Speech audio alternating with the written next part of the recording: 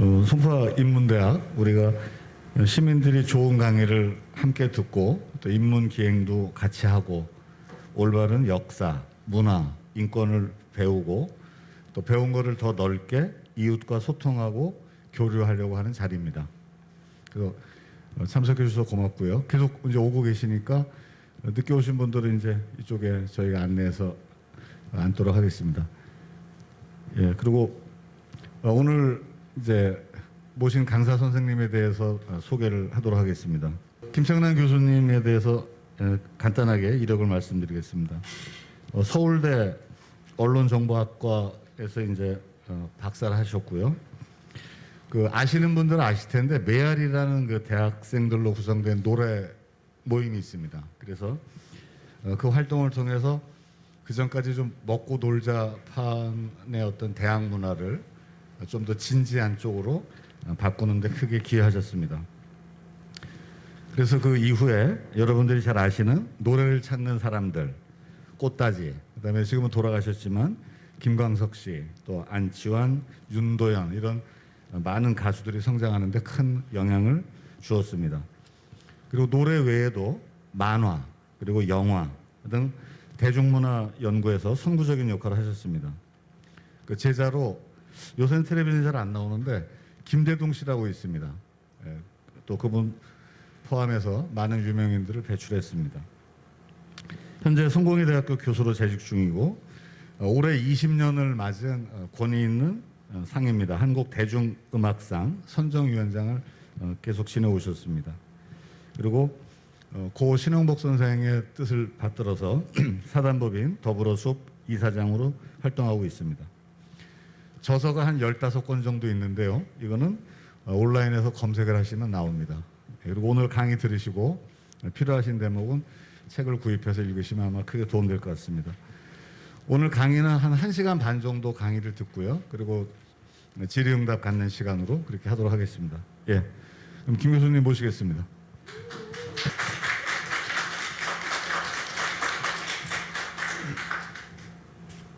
예, 반갑습니다. 이 동네는 제가 거의 처음 와보는 것 같아요. 제가 일산에 사는데 차로 2시간이 넘게 걸리네요. 그래도 어쨌든 여러분들 뵙게 돼서 반갑습니다. 제가 오늘 말씀드릴 내용은 이렇게 제목이 한국대중문학사, 문화사 세 번의 굴곡. 그러니까 우리가 지금 BTS니 오징어 게임이니 기생충이니 무슨 한국 대중문화가 지금 굉장히 세계적인 인기를 얻고 있고 그렇잖아요. 근데 이런 K-팝이니 이른바 한류니 이런 게 사실은 하늘에서 뚝 떨어진 게 아니거든요. 다 나름의 역사 속에서 형성된 것이고 우리 근현대사의 굴곡 속에서 함께 변화해 온 것. 그 변화의 결과가 지금 우리가 보고 있는 K-팝, 한류 이런 것들인 거죠. 그래서 그 역사에 대해서 간략하게 그런 현재의 한국 대중문화 콘텐츠가 보여주고 있는 그런 여러 가지 모습들을 낳게 된 역사적 요인이 무언가 하는 것을 간략하게 말씀드리려고 합니다. 여기 3권의 책이 있는데요. 이 주제와 관련돼서 여러분들에게 도움이 될 만한 책들이고 다 제가 쓴 책들입니다. 한국 대중문화사는 그야말로 글자 그대로 근현대 한국 대중문화 역사를 다양한 만화, 드라마, 방송, 영화, 가요 모든 걸 집약해서 정리한 책이고요. 나의 문화 편력기 이거는 제 개인적인 유년기와 소년기 시절에 저는 이제 방금 인사말을 한 한성령 씨가 제 고향 후배입니다. 저 강원도 춘천에서 성장했는데요. 거기서 성장하면서 제가 겪었던 문화적 체험들, 제가 봤던 영화, 제가 들었던 음악, 또 만화, 동화책 이런 기억들을 가지고 내가 어떻게 성장해 왔는지 그게 사실은 저희 세대의 보편적인 경험이기도 하죠. 바로 그런 얘기들을 쓴 책입니다.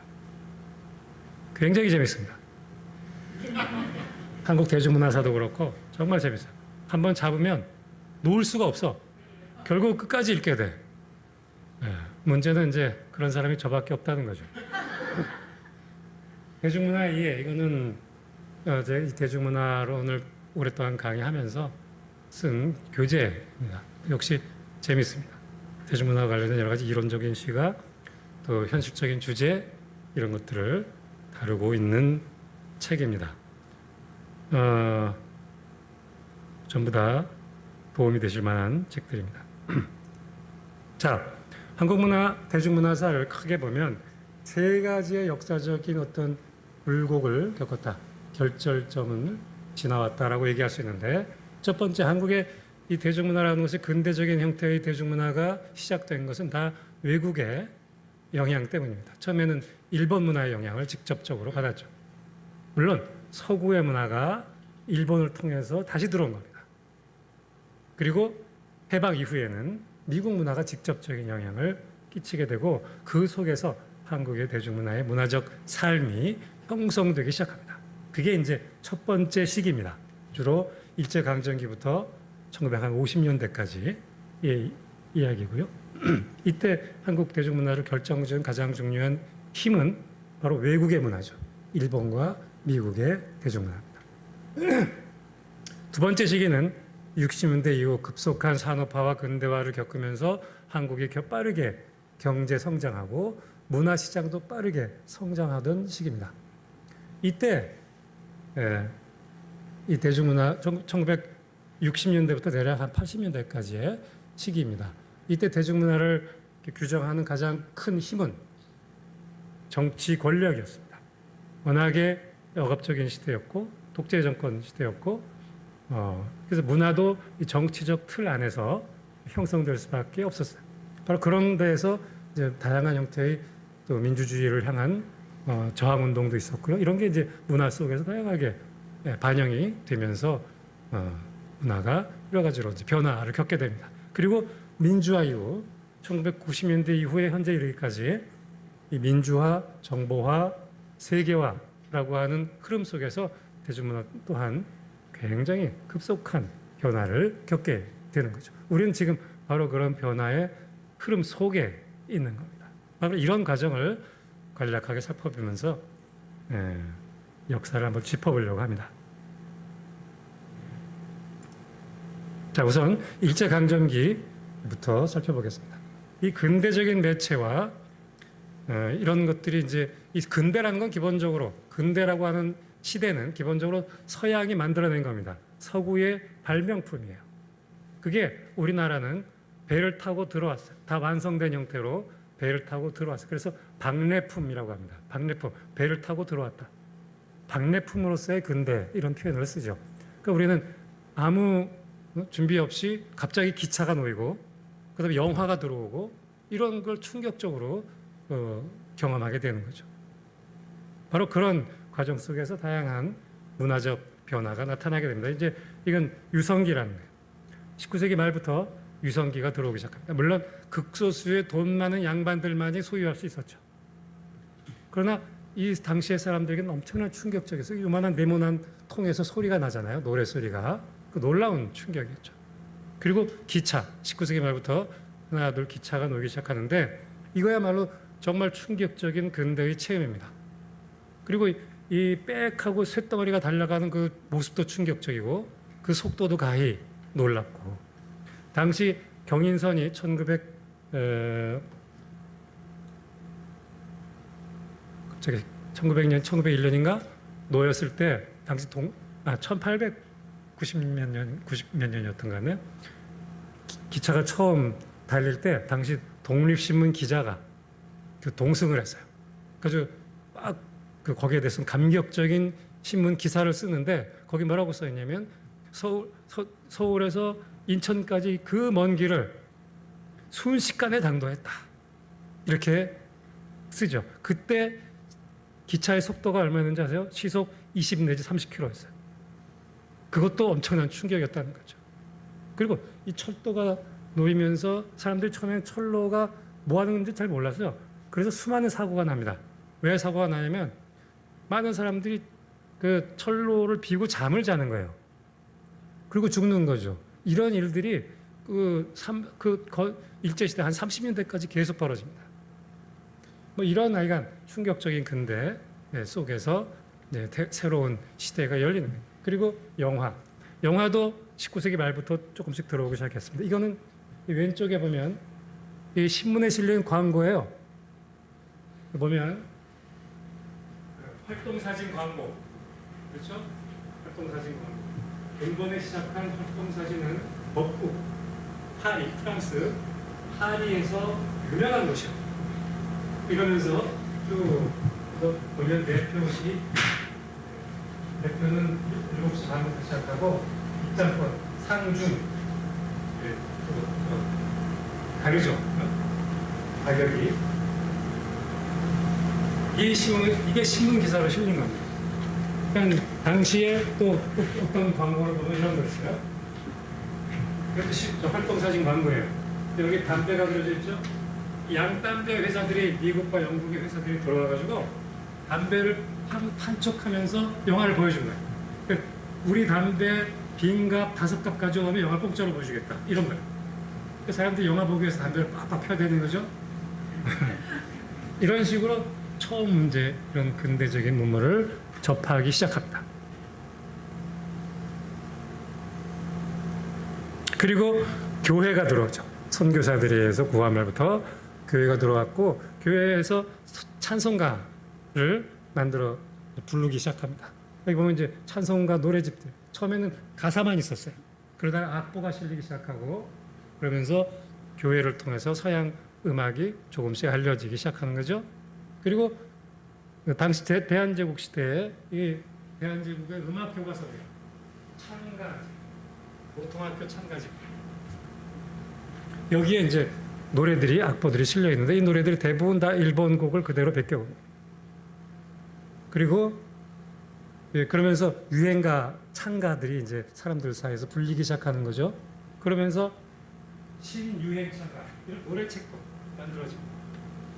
유행가를 모은 악보집들이 팔렸어요.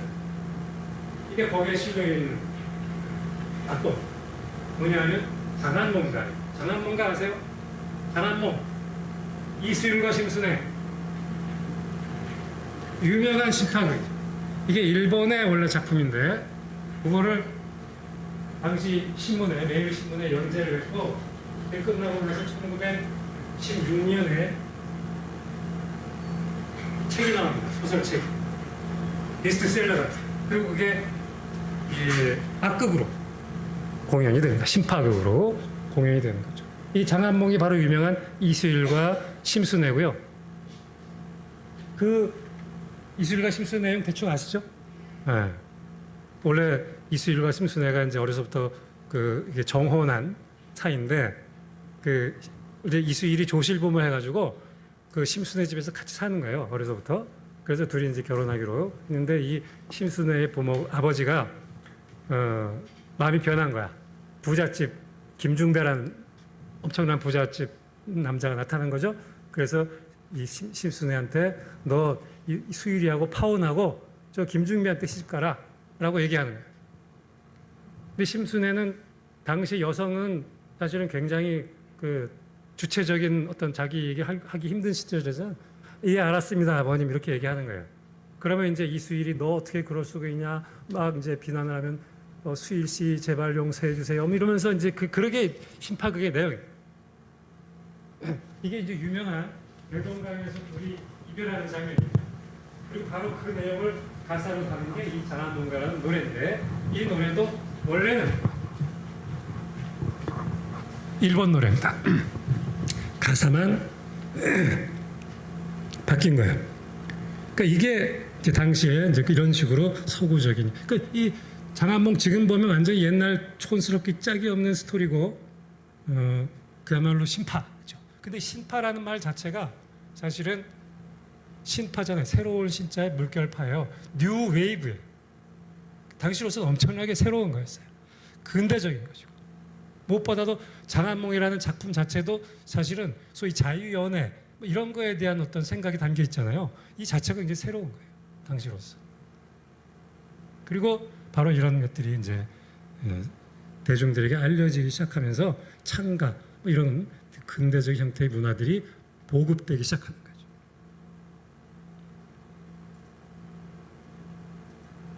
대표적으로 막 이런 노래들이 이제 당시 알려졌는데, 우리가 희망가라는 노래 기억나세요? 이 풍진 세상을, 이게 원래는 영국 찬송가예요. 근데 그게 일본으로 가서 새하얀 후지산의 뿔이라는 노래로 바뀌어요. 일본 가사를 붙여서. 그리고 그게 한국에 들어와서 이 풍진 세월, 희망가라는 노래가 되는 거예요. 이게 바로 근대 또는 근대 대중문화가 서구에서 일본을 거쳐서 한국으로 들어온 과정을 그대로 보여주는 거죠. 그래서 소위 근대성이라고 하는, 근대라고 하는 문화가 서양에서 시작돼서 그게 일본으로 들어왔고 일본식으로 바뀌어서 다시 한국으로 들어온 거죠. 이게 이제 우리나라에서 근대가 시작되는 역사입니다. 바로 이런, 그러니까 우리의 당시의 근대적인 문화라고 하는 기본적으로 번안 문화예요. 창작 문화가 아니에요. 근데 어쨌든 그런 식으로 이제 조금씩 들어오면서 거기에 이제 조선 냄새가 묻기 시작하고 하면서 또 나름대로 토착화의 과정을 밟게 되는 거죠.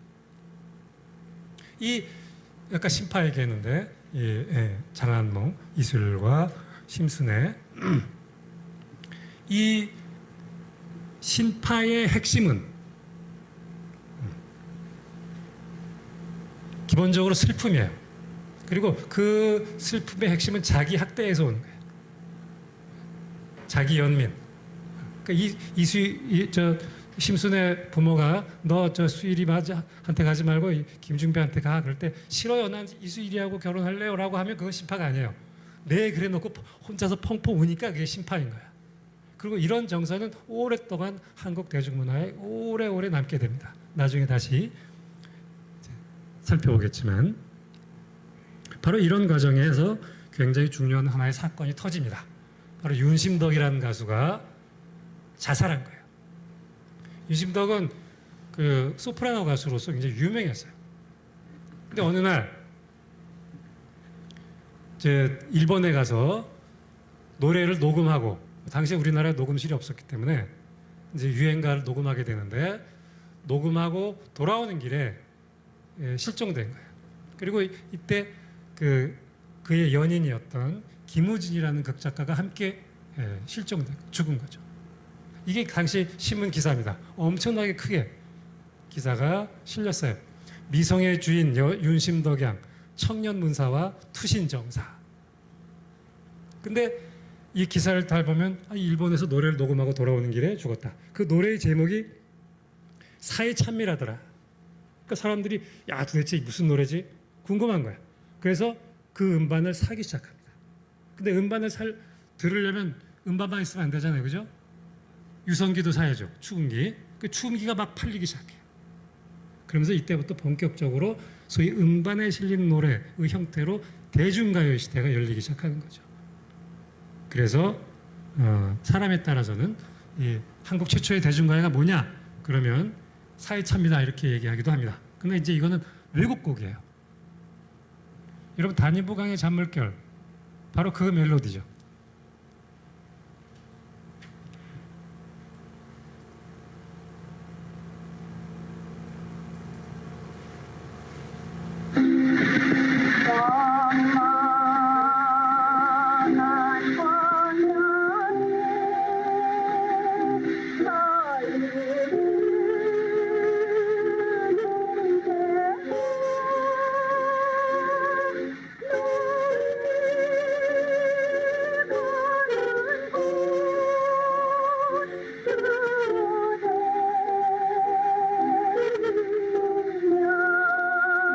이런 노래입니다.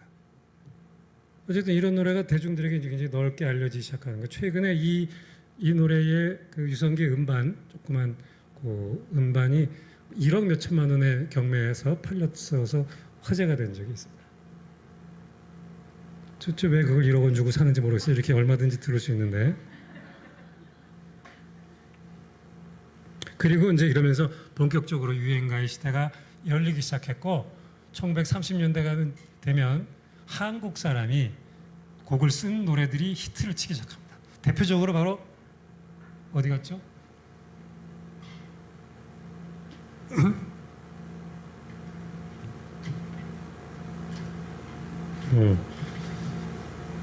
황성의 적이라는 거예요. 이게 뭔지 아시겠어요? 이게 바로 황성예터예요. 원제가 황성의 적입니다. 적은 흔적이라는 뜻이에요. 이 사람이 이 노래를 부른 이에리수라는 가수고요. 이 이에리수도 이걸로 이 노래를 엄청난 히트를 치면서 그야말로 전국적인 스타가 돼요. 그래서 뭐 이 사람을 보기 위해서 막 사람들이 몰려들고 어쩌다가 아파서 출연 안 하면 막 난동을 부리고 이런 사건들이 벌어질 정도로 큰 인기를 누렸는데 아까 윤심덕도 유부남과 사랑에 빠져서 자살했잖아요. 이 사람도 유부남과 사랑을 합니다. 그 둘이서 자살 시도를 했는데 살았어요. 그리고 그 남자 쪽에서 우리 아들 죽겠다 그래서 둘을 결혼시켰어요. 그리고선 연예계에서 사라집니다.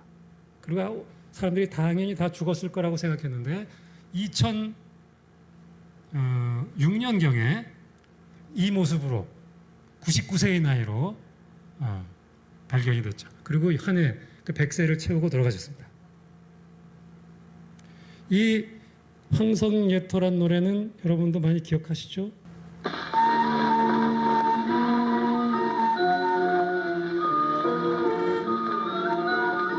2009년이고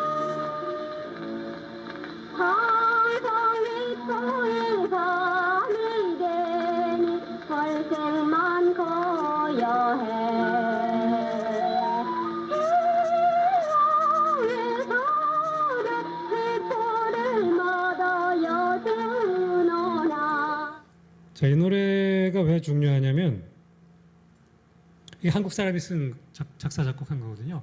근데 멜로디를 들어보면 미미 파파미 도미 시시랄라도 시라파미 이런 식으로 돼 있어요. 다 이렇게 적어보면 레하고 솔이 안 나옵니다. 이게 바로 일본식 오음계예요. 그런 걸 요나누키라고 하는데 일본식 음계를 그대로 받아서 한국 사람이 곡을 쓴 거죠. 그러니까 일본의 근대적인 대중음악의 형태가 한국 사회에 완전히 뿌리 내리고 있다는 걸 보여주는 거죠. 근데 이제 이거는 아직 트로트는 아니야. 왜냐하면 이거 3박자 곡입니다. 궁작작, 왈츠곡이에요. 트로트라는 건 4박자 곡입니다. 기본적으로. 그래서 이렇게 해서 이제 원래 우리나라 민요나 이런 게 다 원래 3박자예요. 자진몰이니 무슨 이런 게 다 기본적으로 3박자 형식입니다. 그러니까 아직 4박자가 익숙치 않았던 시대였어요. 그러니까 이런 노래도 처음에 3박자로 만들어졌던 거죠. 그러다가 좀 시간이 지나면 4박자의 엔카의 리듬을 가진 아주 그 일본식 엔카의 음계를 가진 노래가 만들어집니다. 바로 그게 이난영의 목포의 눈물 같은 노래예요.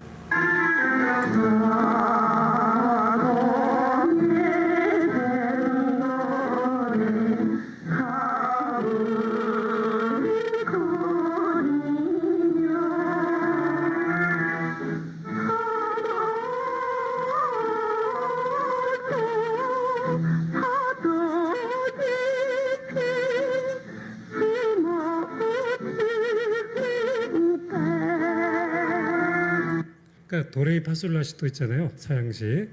장조에서는 도레미파솔라시도, 단조에서는 라시도레미파솔라잖아요.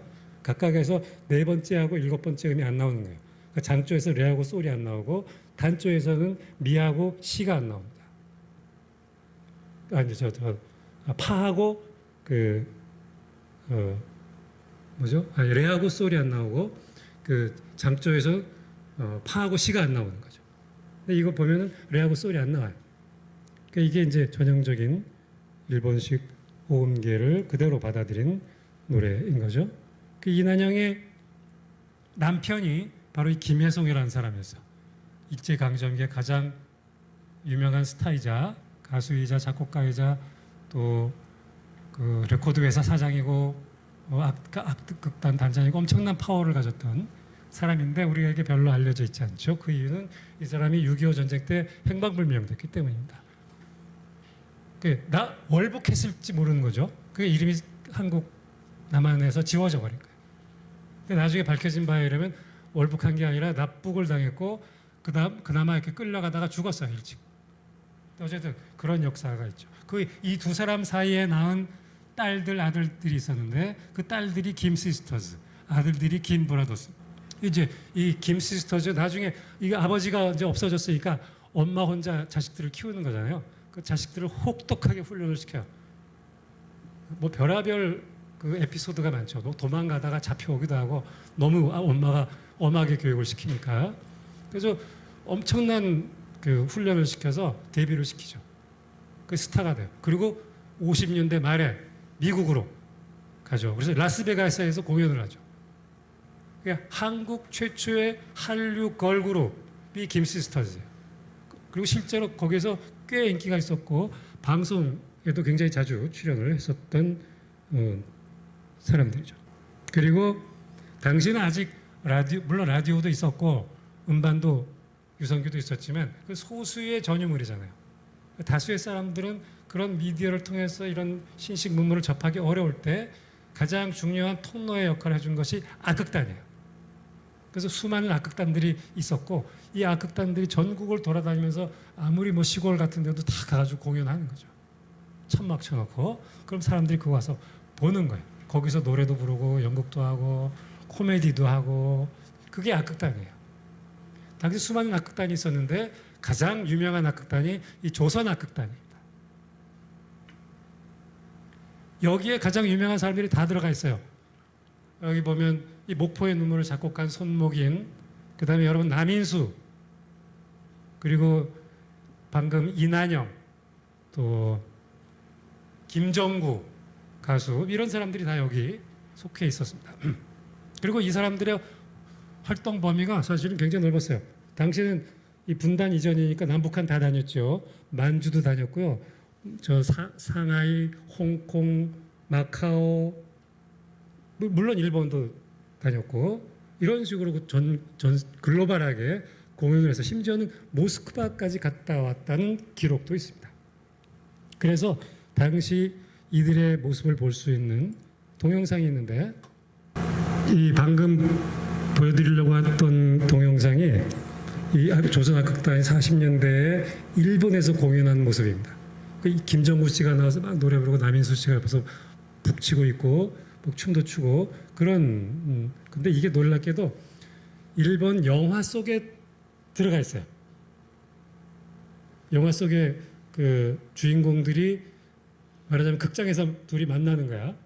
그러니까 조선 악극단이 공연하는 극장에서 둘이 만나는 장면에 이분들의 공연 모습이 부분적으로 삽입되어 있는 거죠. 그래서 제가 이거를 그 당시 일본에 가서 당시 그 일본 영화사가 찾아가서 요 대목을 카피해 왔어요. 정부 프로젝트를 받아가지고 그 꽤 적지 않은 돈을 주고 사온 겁니다. 자, 이제 해방이 됩니다. 그리고 우리는 전쟁을 겪게 되죠. 해방 직후에 이제 다양한 또 문화적 변화들이 있었죠. 이를테면 당시 만주에서 활동하던 사람들 뭐 이런 사람들이 다 이제 들어오잖아요. 그 현인 같은 가수가 이제 만주에서 활동하다 들어왔고 일제 시대 히트 쳤던 가수들은 여전히 활동하고 있었고 그 이제 그런 그리고 이제 미군 부대가 주둔하면서 미군의 문화들이 직접적으로 한국에 수입되기 시작한 거죠. 특히 이 전쟁이라고 하는 것은 우리한테 정말 지금까지도 이 많은 상처를 남기고 있지만 문화적으로도 보면 당시 많은 한국의 대중들이 극단이나 와야 뭐 이렇게 노래 부르는 거 보고 하는 시절이니까 실제로 팝송이나 이런 걸 들을 기회가 없었어요. 미국의 대중문화, 미국의 영화, 미국의 노래를 들을 기회가 사실은 별로 없었어요. 근데 전쟁이 되면서 미군들이 엄청나게 쏟아 들어오고 전국 곳곳에 기지를 만들어 놓고 주둔하고 자기네끼리 음악 틀어놓고 춤추고 이런 것들이 있으면서 한국 사람들이 미국 문화라는 걸 본격적으로 이렇게 접하게 되는 거죠. 바로 그런 과정에서 이런저런 이게 누구냐면 마릴린 먼로입니다. 마릴린 먼로가 전쟁 후에 1954년에 한국에 와요. 왜냐하면 한국에 주둔은 당시 30만 명의 미군이 한국에 주둔했는데 이 사람들을 위문하는 공연을 하기 위해서 미국에서 직접 왔어요. 그 당시 옆에 있는 분이 누군지 아시겠어요? 마릴린 먼로 옆에 최은희가 공항에 마중 나가서 둘이서 만난 겁니다. 최은희가 훨씬 이쁘죠? 이게 이제 미군 앞에서 공연하는 거예요. 그리고 이 전국에 이제 미군 부대가 주둔하게 되면서 바로 이 미군, 처음에는 이렇게 미국에서 직접 연예인들이 왔지만 계속 그렇게 할 수 없잖아요. 그러니까 한국 사람을 대상으로 가수, 연주자, 무용수를 뽑았어요. 오디션 해가지고. 이 사람들끼리 팀을 만들어서 미군 부대 전국을 돌아다니면서 공연하게 했어요. 이게 소위 미8군 무대라는 거예요. 그런 미8군 무대에 다양한 팀들이 있었는데 이런 팀도 이런 식으로 이렇게 미군 클럽에서 공연하고 이런 문화가 이때부터 50년대부터 자리 잡기 시작한 거죠. 바로 그런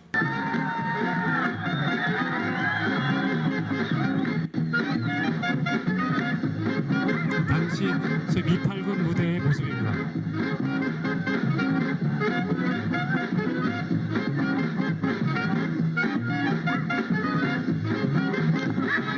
Yeah, mama, don't you tell me wrong. Come and look at that open road, yeah. That's what I see, yeah. That's what I say.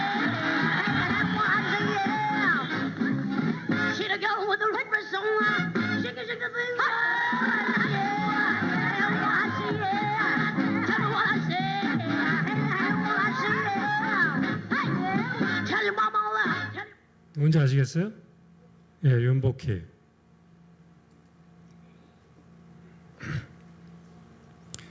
그 당시 이제 미8군 무대의 분위기나 이런 걸 짐작할 수 있죠. 이 미8군 무대에서 노래 부르던 가수들은 다 영어를 해야 했고, 그러니까 이제 고학력자들도 많았어요. 그리고 이제 이 사람들이 굉장히 많은 돈을 벌었습니다.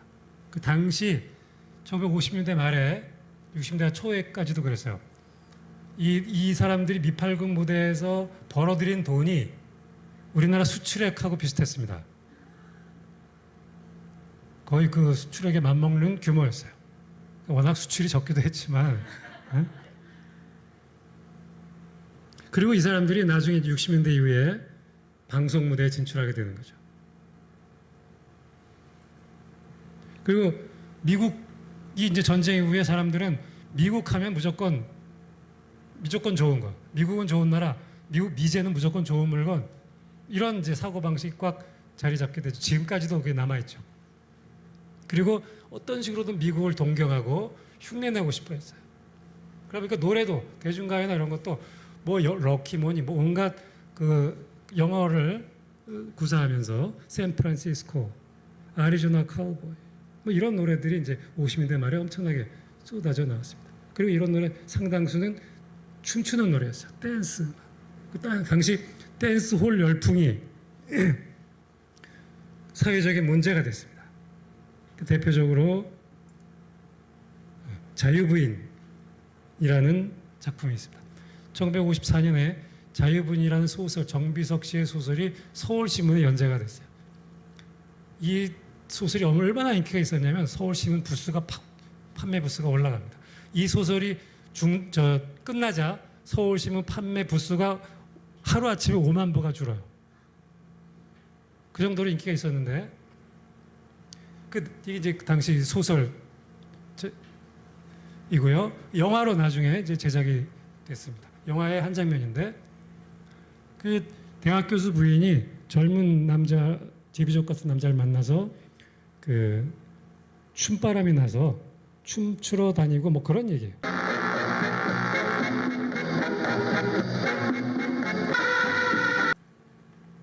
시간 관계상. 그러니까 이게 당시로서 엄청난 충격이었죠. 그래서 막 이 소설을 둘러싼 논쟁이 벌어지죠. 그 당시 서울대 교수 한 분이 이 정비석 작가한테 너 어떻게 이런 소설을 쓰고 있냐. 당신 중공군 50만 명에 필적하는 이 대한민국의 적이다. 뭐 이런 독서를. 그래서 저 작가가 읽어보시기나 하셨어요. 그랬더니 이런 건 읽을 필요도 없어. 그러니까 뭐 그런 일도 있었고요. 바로 비슷한 시기에 박인수 사건이라는 게 있었어요. 혹시 기억나요? 박인수라는 말하자면 제비족이죠. 제비족이 육군 장교다 그러면서 다니면서 수많은 여자들을 농락한 사건, 70명의 여자들을, 부녀자들을 농락한 사건인데, 당시 놀랍게도 1심 재판에서 무죄 판결을 받아요. 법은 가치 있는 정조만을 보호한다. 이게 당시 판사의 이야기였어요. 그 여자들은 보호받을 가치가 없다. 얘는 무죄다. 그래가지고 엄청난 논란이 벌어졌던 사건입니다. 결국 이제 항소를 해서 1년형을 받았죠. 50년대 후반에 이런 전쟁을 겪고 난 사람들은 당장 내일 내가 죽을지 모른다는 생각을 하게 되는 거 아니에요. 그러니까 당장의 어떤 쾌락 이런 걸 찾게 되고, 이런 것이 이런 문화가 댄스 홀이니 이런 게 이제 확 번성하는 이유가 된 거죠. 그러다 이제 60년대로 넘어갑니다. 박정희의 군사 쿠데타, 그러니까 4.19와 함께 시작됐지만 60년대는 1년 반에 박정희의 군사 쿠데타로 5.16 시대를 맞게 되는 거죠. 그래서 군사 독재 시대가 시작이 됩니다. 그 시대는 한마디로 말하면 산업화 시대고, 그리고 억압적인 통제, 그리고 거기에 대한 저항이 끊임없이 벌어졌던 시대입니다. 그리고 특히 1960년대는 박정희 정권에 의해서 미디어 시스템이 확산되던 시기예요. 대표적으로 일단 라디오 방송이 늘었어요. 그때까지 라디오는 KBS밖에, 1세 시대부터 만들어진 KBS밖에 없었고 50년대에 기독교 방송이 일부 나왔습니다. 그 외엔 없었어요. 근데 박정희가 전력을 잡자마자 MBC, 그다음에 동아라디오, DBS, 동양라디오, TBC 같은 라디오들을 설립을 합니다. 라디오의 다채널 시대가 열리죠. 동아라디오, 이건 동아일보에 가지고 있었던 거고요. TBC는 삼성, 동양. 그리고 더 중요한 건 텔레비전을 시작한 거죠.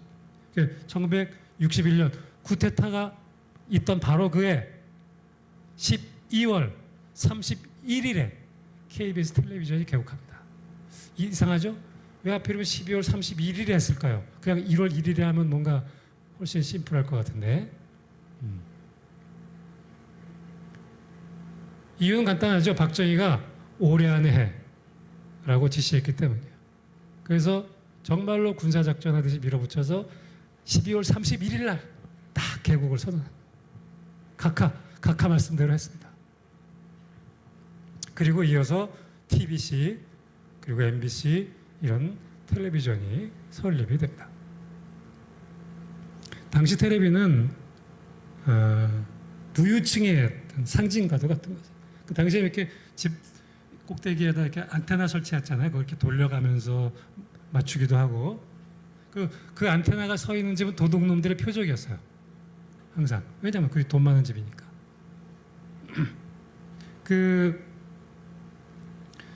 제가 어렸을 때 저희 집엔 텔레비가 없었습니다. 우리 집에 텔레비가 생긴 건 제가 중학교 다닐 때였어요. 초등학교 시절엔 텔레비가 없었어요. 그래서 맨날 친구들 집을 돌아다니면서 동양 시청을 했죠.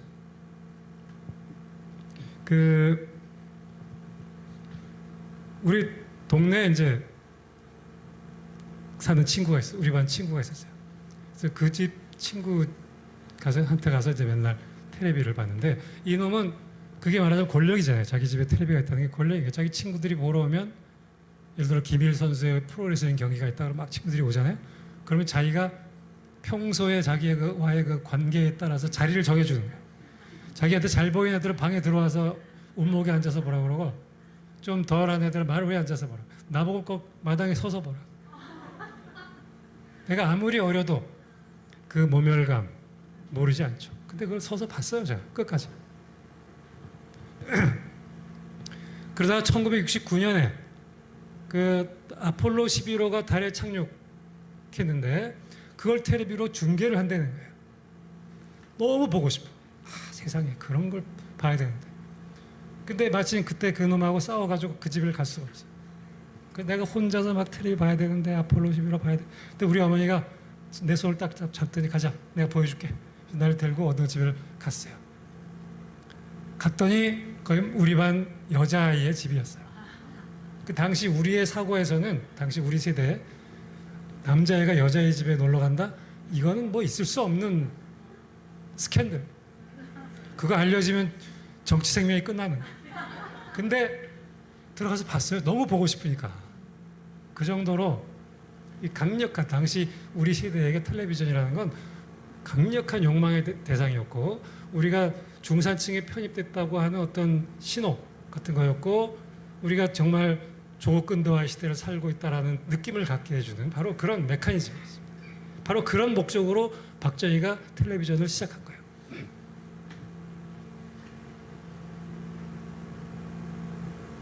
이 시기에 이제 청와대에서 찍힌 사진입니다. 이 박정희고 당대 최고의 스타들 누군지 기억나세요? 이미자, 박재란, 요거는 구봉서, 후라이보이, 곽규석. 당시에 이제 월남전이 있었잖아요. 그러니까 연예인들이 몇 번씩 가가지고 위문 공연을 했습니다. 월남 파병 장병들을 위문하는. 그러면 돌아오면 박정희가 청와대에 불러서 이렇게 한번 같이 식사하고 치하를 하는 거예요. 여기 보면 맨 오른쪽에 얼굴이 반만 찍혀 있는 사람이 있죠. 누군지 아시겠어요 혹시? 위키리라는 가수, 나중에 이한필이라는 MC로 활동했던 바로 그 사람인데 당대 최고의 스타 중에 하나입니다. 제가 이분을 돌아가시기 전에 인터뷰한 적이 있는데 최희준 씨하고 같이 여기 자기 경험담을 한번 저한테 얘기해 줬어요. 어느 날 자기가 엄청 스타로서 바쁘게 살 때 밤에 전화가 왔대. 당대 최고의 권력자 중에 한 사람이 전화한 거예요. 그래서 전화를 받았더니 빨리 자기 집으로 오라고 그러더라고요. 그래서 당시 통행금지 있던 시절에 통행금지가 있는데 어떻게 합니까? 그랬더니 그 헌병 100차를 딱 보내주더래요. 그 타고 갔대요. 가면서 아마 집에서 그 한국에 와 있는 외교관들, 외국 대사들 이런 사람 불러서 파티 같은 걸 하는 모양이지 이렇게 생각하고 갔대요. 갔더니 아무도 없더래요. 혼자서 소파에 앉아서 위스키를 먹고 있더래요. 그래서 가수를 부른 거야. 3명이 불렀대. 자기 말고 2명도. 3명을 이렇게 세워놓고 자기 여기 앉아가지고 위스키 먹으면서 술이만큼 취해가지고 야, 너 노래 하나 해봐. 그랬다는 거예요. 그러더니 술이 이만큼 취해가지고 잠깐 있어봐. 그러더니 저쪽에 가서 돈을 봉투에 넣어서 주는 게 아니고 그 돈다발을 이렇게 손으로 이렇게 손 벌려 이러면서 돈을 줬대요. 그 자기가 그때 엄청난 모멸감을 느꼈다. 그런 얘기를 저한테 한 적이 있는데 당시의 권력자들의 사고방식이 바로 그런 거였어요. 미디어, 언론, 연예 이거 언제든지 내가 그냥 불러다가 그렇게 써먹을 수 있는 그런 대상인 거예요. 바로 이런 시대의 대중문화가 어쨌든 양적으로는 급성장을 하게 됩니다. 라디오가 굉장히 빠르게 늘었고요. 텔레비전도 굉장히 빠르게 늘었어요. 전 세계적으로 유례가 없을 만큼 빨리 보급이 늘어난 케이스입니다. 그리고 이런 과정에서 대중문화가 굉장히 발전하게 성장하게 되는 거죠. 당시는 텔레비전이 물론 있었지만 텔레비전은 소수의 부자들이 가진 거였고 대부분의 대중은 라디오를 들었고 영화를 봤습니다. 그러니까 60년대는 라디오와 영화의 시대였어요. 그리고 라디오 드라마를 사람들이 저녁 식사를 마치고 가족들이 라디오 삥 둘러싸고 앉아서 라디오 드라마에 귀를 기울였어요. 그리고 70년대 후반이 되면 삥 저녁 식사를 마치고 텔레비 앞에 앉아서 텔레비전을 함께 봤죠. 요즘은 저녁 식사를 마치면 각자 자기 방으로 들어가서 스마트폰을 들여다보고 있는 거예요. 그때 가장 인기 있었던 드라마가 이런 겁니다. 멜로 소위. 그러니까 이것도 그렇고 대부분의 당시 영화는 먼저 라디오 드라마로 나와서 인기를 끌면 그게 영화가 되는 거예요. 그리고 그 주제가가 히트를 치는 거예요. 그러니까 우리가 알고 있는 60년대 대중가요의 대부분은 라디오와 영화의 주제가입니다. 그 대표적인 작품이 이런 거죠. 미워도 다시 한번. 1967년 최고의 히트작입니다. 그 보신 적 있어요? 예. 내용 알죠? 이 신영규는 유부남인데 혼자 이제 하숙하면서 문이랑 동거하면 하는데 문희는 이 사람이 총각인 줄 알고 막 진짜 몸과 마음을 바쳐서 사랑하는 거죠. 근데 어느 날 본처가 나타나는 거야. 애 없고. 그걸 보고 머리끄댕이를 잡고 싸우면 그건 심파가 아니죠. 자기 학대잖아요. 조용히 물러납니다. 문희가. 그런데 배가 불러오기 시작하는 거예요. 혼자 미혼마가 돼서 시골에서 애를 낳아서 키우는 거예요. 근데 애가 크면서 맨날 우리 아빠는 어디 갔어? 먼저 이러니까 도저히 안 되는 거예요. 애 학교도 보내야 되고. 그래서 애를 아빠한테 보내요. 그래서 애가 새엄마 밑에서 이복 형제 밑에서 성장하는데 새엄마도 그렇고 이복 형제들 다 좋은 애들이야. 착한 사람들이야. 근데도 얘는 맨날 엄마 보고 싶다고 우는 거예요. 그거 보고 새엄마도 울어. 그리고 엄마는 엄마대로 애가 보고 싶어서 울어. 계속 울어.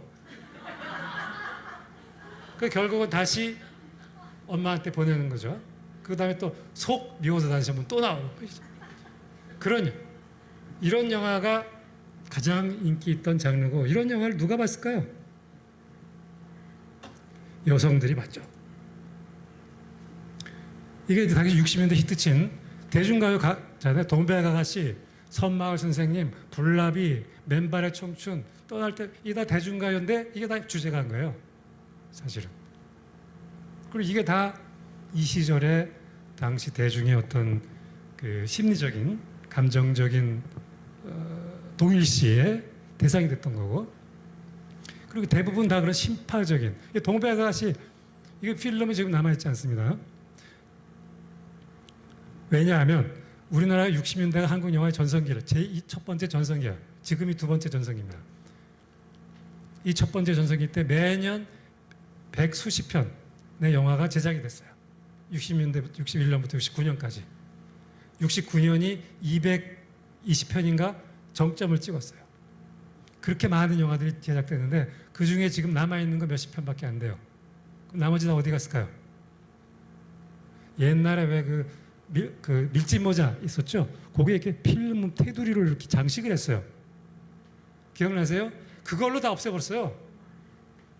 이거를 보존해야 된다는 의식 자체가 없었습니다. 그러니까 영화 찍어서 돌렸어. 이제 끝났으니까 뚝뚝 잘라가지고 그걸로 팔아버리게. 대단한 나라죠? 네. 그래서 지금 몇 편 안 남아 있습니다. 그 많은 영화들 다 사라지고. 그 중에 사라진 것 중에 하나가 동백아가씨인데 이건 뭐냐면 신성일이 이제 주인공이에요. 엄앵란. 신성일은 서울의 대학생, 엄앵란은 시골의 처녀. 이 신성일이 시골에 이제 식물 채집하러 방학 숙제지 뭔지 하러 가서 거기서 엄앵란하고 사랑을 한 거죠. 그리고 서울로 가버렸어. 근데 또 애가 불러와. 배가 불러와. 애도 잘 가죠 그때는. 그래가지고 찾아갔더니 신성일은 이미 다른 부잣집 딸이랑 약혼하고 미국 유학을 가려고 지금 준비하고 있는 거야. 그거를 먼 발치에서 봐요. 자기를 드러내진 않고. 그리고서 그거 보고 조용히 물러나. 그리고 애를 낳아서 친정에 맡기고 자기는 술집 여자가 된 거죠. 그 술집의 이름이 동백바야. 그래서 동백아가씨. 몇 년 후에 신성일이 돌아와요. 유학 갔다가 돌아와서 친구들하고 술 먹다가 우연히 그 술집에 들려서 엄앵란을 만나게 되죠. 그때 신성일이 뭐 했는지 아세요? 딱 보고 엄앵란의 뺨을 때려. 이 타락한 년. 물론 자기 애 가지고 이건 모르고 있는 상태죠. 그 당시에 남자가 여자 뺨 때리는 영화 장면이 모든 드라마, 모든 영화에 다 나왔습니다. 근데 나중에 이제 신성일이 알게 되죠. 아, 사실은 내 애를 낳고 그런 일이 있고. 찾아와 용서해달라. 내가 저 여자랑 파혼하고 너랑 결혼하겠다. 이럴 때 덥석 그럽시다 이러면 그거 심파가 아니죠. 그러지 마시고 가세요. 보내고 자기 애를 찾아서 신성일한테 맡기고 시골로 내려갑니다. 그게 이 동백아가씨라는 영화의 스토리예요. 지금 이런 영화 만들면 누가 볼까요? 그 당시에는 다 이런 영화를 봤어요. 누가 주로 봤을까요? 여성들이 봤죠. 특히 어머니들이 봤습니다. 우리 세대의 어머니들. 우리 어머니도 내 기억이 한 달에 한 번 영화를 보러 가신 것 같아요. 항상 그 주말이 되면 한복을 딱 빼입고 고무신 신고 손수건 한 장 차고 울 준비하고 이런 영화 보러 가는 거야. 그래서 펑펑 우는 거예요. 당시 여성들의 삶이라는 게 얼마나 힘들었어요. 뭐 애새끼는 7, 8명 되고 시부모 구박하지, 시동생들 줄줄이 있지, 남편은 맨날 술이나 처먹고 바람피지, 세탁기가 있어, 냉장고가 있어, 이거 손빨래 해가면서 살았던 거잖아요. 그걸 한 번씩 가서 주말이 되면 영화를 보는 거예요. 그래서 펑펑 우는 거예요. 아이고 저 여자는 나보다 더 불쌍하네 이러면서. 그러고 나면 속이 후련해져요. 그럼 돌아와서 다시 또 일주일을 사는 거예요. 그러다가 또 주말이 되면 영화를 보러 가요. 이게 그들의 삶이었어요. 그리고 바로 이게 카타르시스라는 거예요. 대중문화가 갖고 있는 가장 중요한 기능이 바로 카타르시스예요. 그런 걸 통해서 내 마음을 내 가슴의 응어리를 풀어버리는 거예요. 바로 이런 내 영화가 굉장히 중요한 역할을 했던 겁니다. 그래서 당시에 고무신 관객이란 말이 있었어요. 한국 영화는 이 고무신 관객들이 다 끌고 간다. 그 어머니들이. 그래서 영화도 대부분 그런 종류의 영화들이었고, 그렇죠. 그때 당시에 이 동백아가씨나 선방울 선생의 이미자가 부른 트로트잖아요, 그죠? 이건 다 시골이 배경이에요. 그 다음에 팝 스타일의 노래들, 불나비 사랑, 맨발의 청춘, 이거는 다 도시를 배경으로 한 노래들이에요. 그리고 이거는 이미자가 부르고, 이거는 김상국이니 최희준이니 또 패티김, 현미 이런 사람들이 불러요. 이 사람들이 바로 미팔군 무대 출신 가수들입니다. 그러니까 미팔군 무대에서 팝송 부르고 그러던 사람들이 방송들이 방송사가 막 생겨나고 이제 그 프로그램들을 막 늘고 하니까 우리나라 무대에 진출해서 스타가 된 거예요. 그리고 이들은 주로 팝 스타일의 노래를 불렀던 거죠. 그래서 트로트라는 계열과 팝이라는 계열이 나눠지기 시작하는 거예요. 트로트는 주로 농촌적인 정서, 그리고 팝은 주로 도시적인 정서를 담아내는 거죠. 그래서 이제 뭐 트로트는 여러분들이 다 이미자의 동백아가씨는 기억하실 테니까.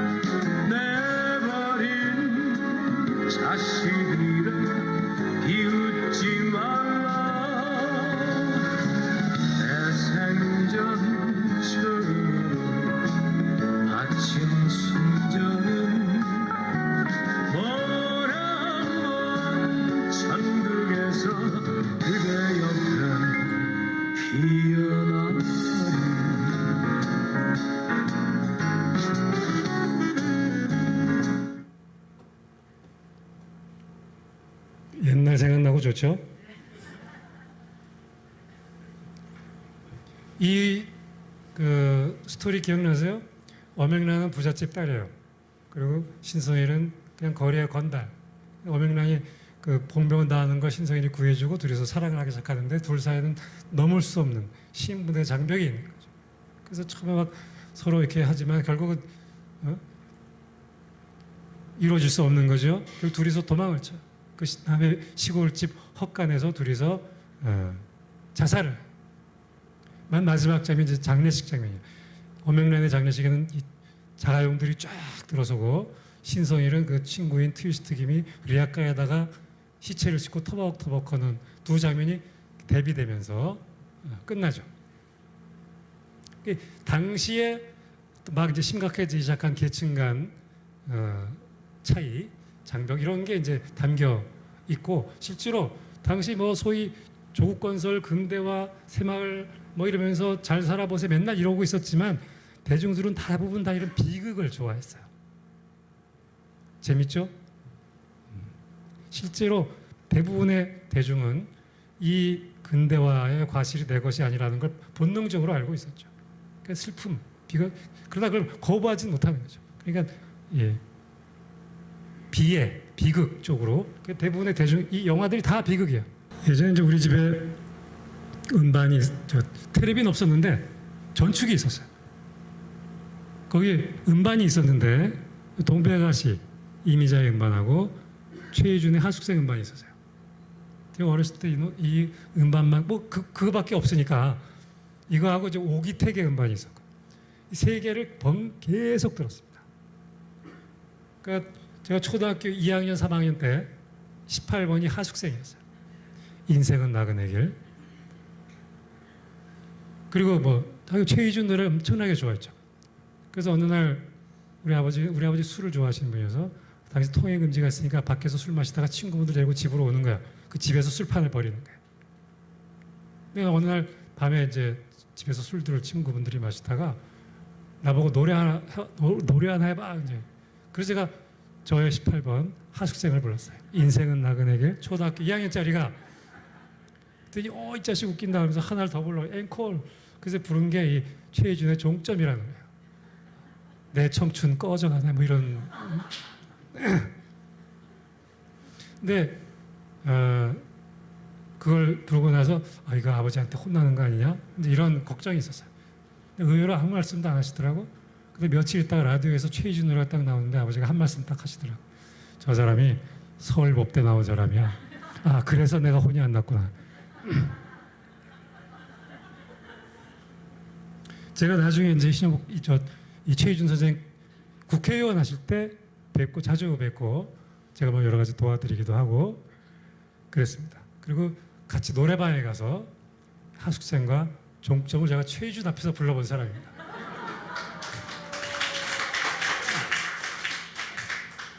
그뿐이 아니죠. 내가 김민기 앞에서 친구도 부르고요. 정태춘 앞에서 떠나가는 배 부르고 장사익 앞에서 저 봄날은 간달래가 불러본 대한민국이 아마도 유일한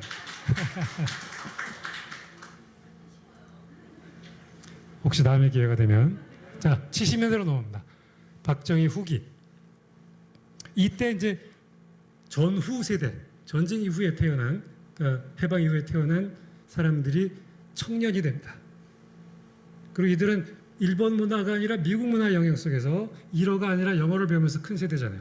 그러니까 굉장히 빠른 서양 문화를 빨리 섭취한 세대고 그들이 이제 문화의 새로운 주인공이 된 거죠. 그러면서 이런 게 이제 통기타 같은 게 인기를 얻기 시작한 거예요. 그래서 김민기, 송창식, 이장희, 한대수 그리고 신중현 오락밴드 이런 이제 음악들이 젊은 세대를 사로잡게 되죠. 이걸 청년 문화라고 부르기 시작합니다.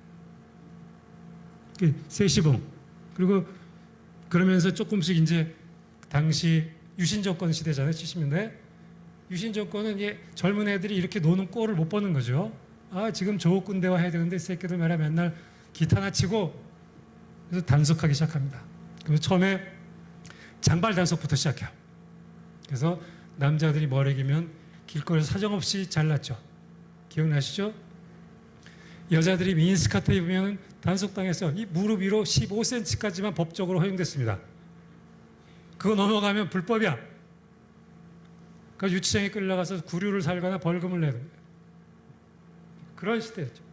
그런 시대에 이제 젊은이들은 한편에서는 이렇게 데모를 하기도 하고 또 한편에서는 통기타 가요를 세시봉에서 부르기도 하고 이런 이제 모습을 보여줬는데 70년대 중반이 되면 그것조차도 이제 못하게 됩니다. 우선 대마초 파동이 나요. 1975년에. 그래서 당시 젊은 세대에게 인기 있었던 청년 문화의 스타들이 대거 활동 중지, 일부는 구속됩니다. 대표적으로 여기 윤영주, 이장희, 김추자, 신중현. 이 사람들이 가장 당시 스타이기도 했고 제일 많이 당했던 사람이에요. 신중현 씨는 실제로 물고문도 당했고 이 대마초 파동이 왜 생겼느냐 할 때 굉장히 유력한 설 하나가 있습니다. 윤영주가 당시 라디오 DJ를 하고 있었어요. 근데 어느 날 엽서, 신청곡 엽서가 날라왔는데 청와대 주소로 박지만 이렇게 돼 있는 거예요. 그러니까 난리가 난 거죠. 이게 만약에 진짜인데 방송 안 하면 큰일 나잖아.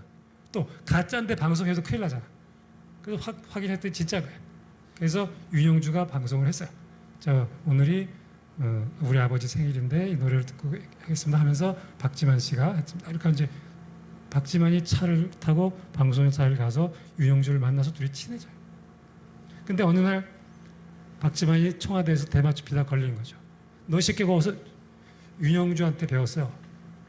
그래가지고 이제 이 사달이 났다라는 썰이 있습니다. 아마도 사실일 겁니다. 이렇게 되면서 여기 보면 뭐 병원인지 집인지 구별도 못해 뭐 완전히 뭐 이런 얘기가 나오지만 대마초 핀다고 그렇게 되는 거 아닙니다. 다 거짓말이에요. 지금 이미 유럽의 대부분의 국가 그리고 미국의 상당수의 주에서 대마초는 합법화됐습니다. 그리고 금지곡 그 연말에 엄청 수많은 노래들을 금지시킵니다. 이 금지 사유에 보면 뭐 여러 가지가 있지만 창법 조속, 조속한 창법이 뭔지 아시겠어요? 네. 남자들의 경우는 이 허스키 보이스의 샤우팅 그 한대수 멀쩡 주성 이런 거 이제 금지돼 조속한 창법이야. 여자들의 경우는 간드러진 비음 이게 조속한 창법이야. 하여간 여기 보면 별게 다 금지되어 있어요. 백호의 노래도 금지된 게 있습니다. 당시에 이미 죽은 후에 영시의 이별이라는 곡이 금지가 됐어요. 아니 토행 금지가 있는데 어떻게 영시의 이별을 하냐? 그래서 금지가 됐어요. 당시 대표적인 금지곡들입니다. 당시 김민기의 경우는 아침 이슬 한 곡만 공식적으로 금지곡이었지만 그의 이름이 들어간 모든 곡이 사실상 금지곡이었고요. 그리고 그 건너 이미 다 모든 국민이 알고 있는 히트곡들이 다 금지된 거죠. 그리고 팝송도 이때부터 금지가 시작됩니다. 여러분이 잘 알고 있는 보헤미안 랩소디가 바로 이때 같이 금지가 된 거예요. 그리고 이 노래들이 언제 해금됐는지 아세요? 가요들은 87년 6.29 이후에 해금됐습니다. 팝송은 그보다 더 시간이 지나서 1994년 8월에 해금됐습니다. 누가 해금시켰는지 아세요? 제가 했습니다.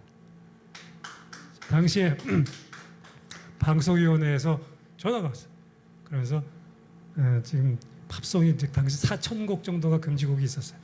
이게 해금을 해야 되겠는데 민주화 시대에 맞춰서 도와달라 해서 가가지고 4명이 여름 내내 일주일에 2번씩 모이면서 이만큼 악보를 쌓아놓고 해금 작업을 했습니다. 그 4명이 누구였냐면 한 분은 박원웅 라디오 DJ 하시던 분, 그 다음에 이혜성 이분도 라디오 DJ 하시던 분, 그리고 서병후 음악 칼럼니스트, 타이거 JK 아세요? 그 아버지, 그리고 나, 이 세 분은 50대고 나만 30대였어요. 그렇게 해서 넷이 앉아가지고 해금을 많은 곡을 해금시켰는데 나하고 서병호 선생이 죽이 잘 맞았고 박원웅 씨랑 이혜성 씨 좀 보수적이었어요. 자꾸 막으려고 그래. 우리 둘이 막 해가지고 풀고 보헤미안 랩소디도 거기 마약이 나온다, 뭐 저 살인 장면이 나온다 그래가지고 두 분이 반대했어요. 근데 나랑 서병호 선생이 막 주장해가지고 해금을 시킨 겁니다. 내가 그랬어요. 선생님, 이 음악 듣는 사람이요, 팝송 듣는 사람 가사 아무도 안 들어요. 신경 안 써요. 그리고 그거 알아듣는 사람이면 걱정할 필요도 없어요. 이렇게 막 설득을 했던 기억이 나요. 여러분들이 몇 년 전에 보헤미안 랩소디를 보실 수 있었던 영화인 건 제가 해금시켰기 때문입니다. 이런 음반 자켓도 다 심의를 받았어요. 사전 검열을. 이게 비틀즈의 굉장히 유명한 음반인데 우리나라에서는 못 나왔죠, 이렇게. 왜냐하면 여기 많은 사람들 얼굴 중에 여기 칼 마르크스 얼굴이 있어요. 이 얼굴 때문에 우리나라에서는 이렇게 못 나오고 이렇게 나왔습니다. 비틀즈도 이런 음반이 존재한다는 걸 모르고 있을 거예요.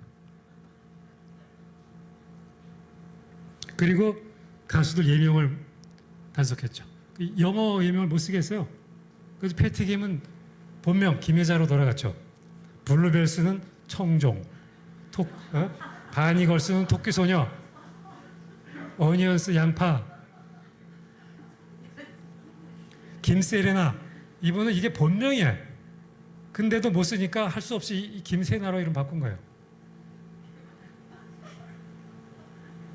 키보이스, 열쇠 소년들. 기억나실 거예요. 근데 이런 똑같은 사례가 어디 있냐? 바로 60년대 동독에서 있었어요. 공산주의. 동독 정권이 똑같은 짓을 했는데 그걸 이 대한민국 박정희 시대에 우리가 경험했던 거죠.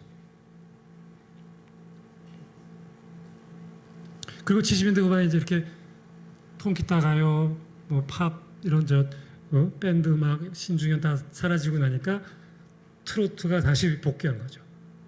그래서 소위 락 트로트 고고의 시대가 열렸고 그때 이제 이런 사람들이 스타가 됐는데 제 개인적으로 그때 이 경험이 어느 날 제가 굉장히 좋아하던 가수들이 하루아침에 다 사라진 거예요. 방송에 안 나와.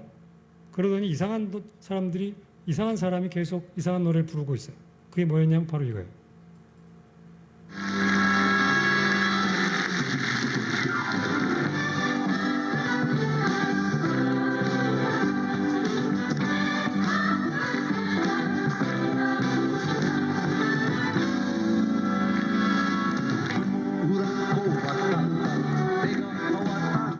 다 아시죠?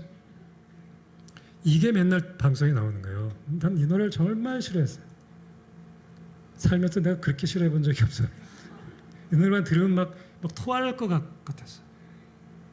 그래서 막 이 노래만 꺼버리고 돌려버리고 막 그랬던 거죠. 근데 어느 날 우리 어머니가 나보고 야 걸레 빨아서 마루 좀 닦아라. 그래서 마루를 닦으면서 콧노래를 부르는데 나도 모르게 쨍 하고 이걸 내가 부르고 있더라고. 그 지금도 기억이 생생해요. 심지어 내가 그 노래를 처음부터 끝까지 다 알고 있더라고요. 이게 바로 대중문화 갖고 있는 무서운 힘입니다. 내가 의식적으로 선택한 게 아닌데 공기처럼 환경처럼 존재하다가 나도 모르게 내 속에 들어와서 나의 무의식까지 영향을 미치는 거예요.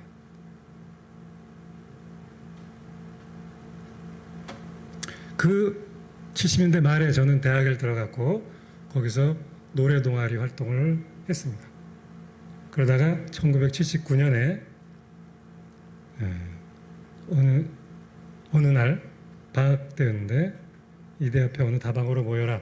거기 갔더니 거기에 김민기라는 분이 앉아 있었어요. 그래서 우리 보고 내가 뭘 하려고 하는데 도와달라 그래서 공장의 불빛이라는 노래극을 만드는데 참여합니다. 그 이후로 이제 많은 것이 달라졌죠.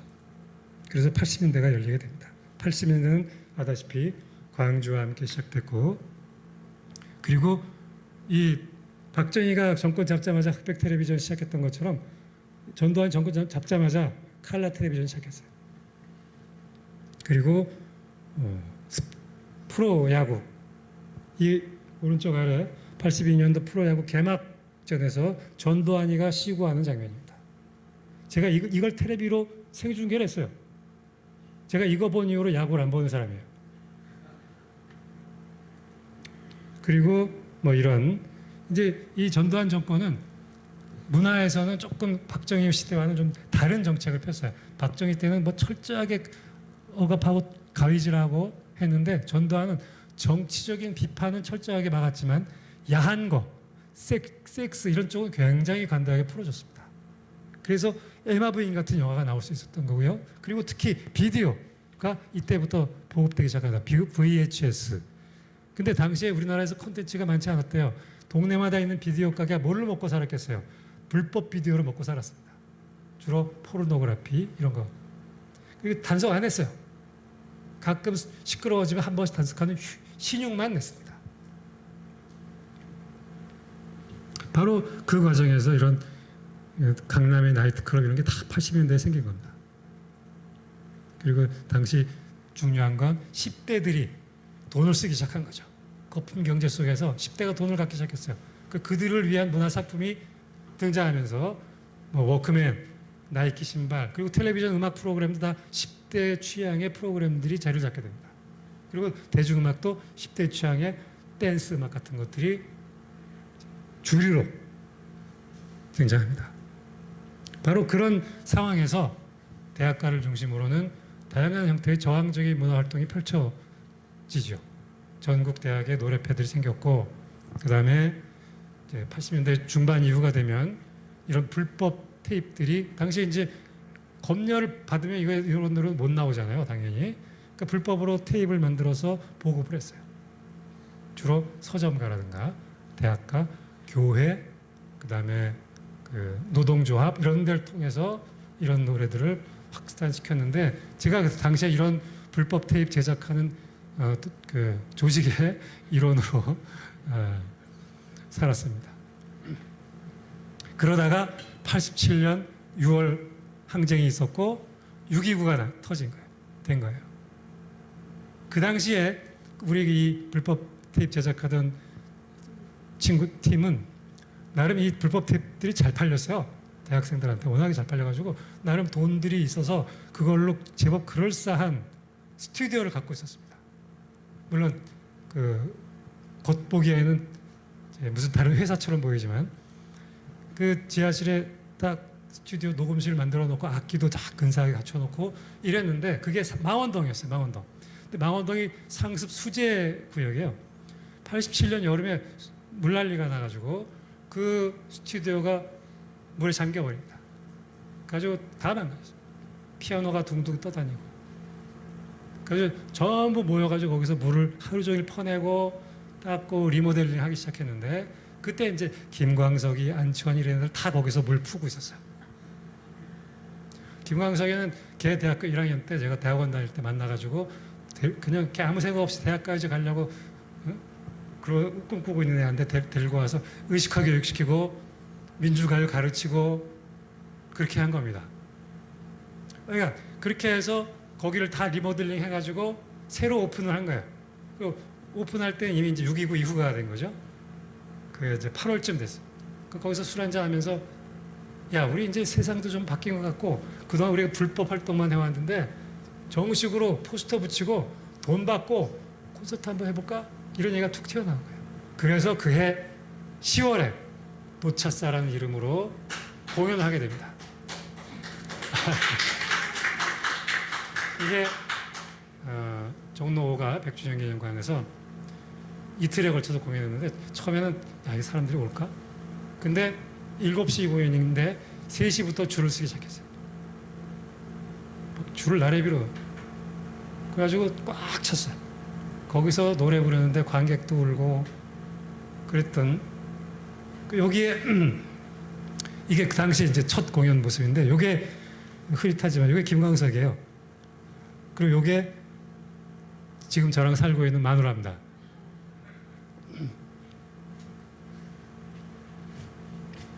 이러면서 이제 노차사가 본격적으로 활동을 하게 되고, 음반도 이제 본격적으로 내게 되고요. 또 한편으로는 정태춘 같은 가수가 대놓고 검열 안 받고 그냥 음반을 냈죠. 이러면서 검열하고 싸우기 시작하는 거죠. 그러면서 조금씩 바뀌기 시작한 겁니다. 그래서 이제 90년대를 맞게 되는 거예요. 90년대는 서태지와 아이들이라는 놀라운 애들이 갑자기 나타나서 완전히 판을 장악해버렸죠. 그러니까 80년대 10대 청소년들이 새로운 소비자로 등장했잖아요.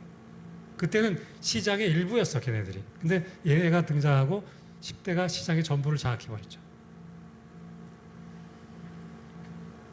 그리고 이 서태지도 당시 이제 많은 갈등의 소재가 됐었죠. 특히 뭐 얘네들 그 음반을 뭐 거꾸로 돌리면, 왜 그걸 굳이 거꾸로 돌리는지 모르겠는데, 아무튼 거꾸로 돌리면은 뭐 피가 모자라 이런 소리가 들린대.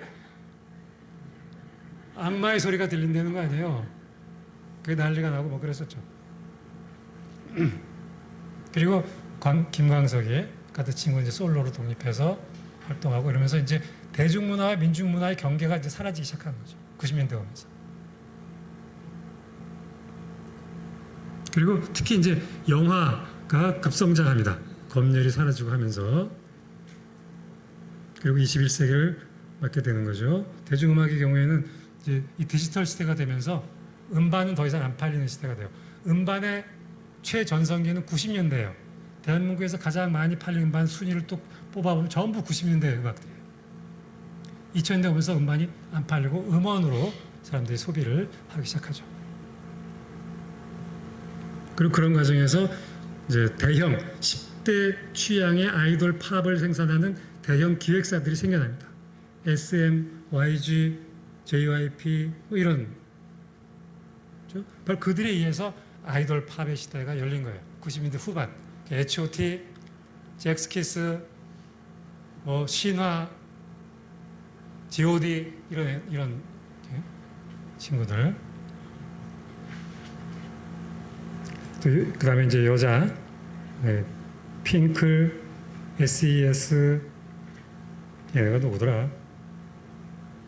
베이비복스, 마이간 등등. 저도 누가 누군지 몰라요. 그리고 2000년대 중반쯤 되면 저는 2000년대 초반에 H.O.T 얘네들은 그 사람들이 보기에 기획사가 만든 꼭두각시 이런 느낌이 강했어요. 근데 2세대 아이돌 되면 자기네가 작사 작곡도 하고 이러면서 뭔가 아티스트 가운데도 있네 이런 느낌을 주는 거죠. 그런 애들이 이제 이런 애들. 빅뱅 그리고 뭐 소녀시대 같은. 제가 아까 한국대중음악상이라는 시상식 선정위원장을 20년간 해왔는데 그거 하면서 소녀시대도 만났고요. 그 다음에 이제 다양한 K-팝 스타들이 등장했고 이들이 의해서 한류가 본격적으로 성장하는 거죠. 한류의 그 시작은 사실 90년대 드라마들입니다. 사랑이 뭐길래 이런 거예요. 놀랍게도 제가 2003년에 평양에 갔어요. 평양에 가서 그 호텔에서 이제 혼자 큰 호텔 방에서 혼자 자는데 텔레비를 켰더니 놀랍게도 사랑이 뭐길래 하고 있더라고요. 중국어로 한글 자막에 달려서. 그러니까 중국으로 수출된 게 평양 텔레비전에 이제 나오는 거죠. 그리고 뭐 별에서 온 구대 중국에서 엄청난 히트를 쳤잖아요. 그리고 2010년경에는 이 SM에서 전 세계 투어를 했는데 파리에서 하루 이제 공연한다 그러니까 파리에 있는 팬들이 연장해라 그러면서 시위를 벌였어요. 그래서 하루 더 했죠. 바로 이런 이제 일들이 2000년대 와서 막 벌어지기 시작합니다. 대장금 같은 게 엄청난 히트를 쳤고요. 이란 알죠? 이란에서 우리는 이란 그러면 막 테일러 미국의 적이니까 우리의 적 아닐까 뭐 이런 불안감을 느끼는데 이란에서 대장금 시청률이 90%였어요. 전 국민이 봤어요. 그래서 이란 사람들은 대한민국을 엄청 좋아합니다. 그 겨울 연가 일본에서 엄청난 히트를 쳤죠. 이런 일들이 2000년대 와서 벌어졌는데 여기에는 이 디지털 유튜브 이런 SNS 이런 발달이 굉장히 중요한 역할을 합니다. 한국이 세계 최고의 디지털 강국입니다. 인터넷 속도가 제일 빠르고 그렇잖아요. 그러니까 이런 것들이 굉장히 활발하게 이용될 수 있었던 거죠. 바로 이런 과정에서 싸이의 강남 스타일 같은 게 전 세계적인 히트를 칠 수 있었던 거예요.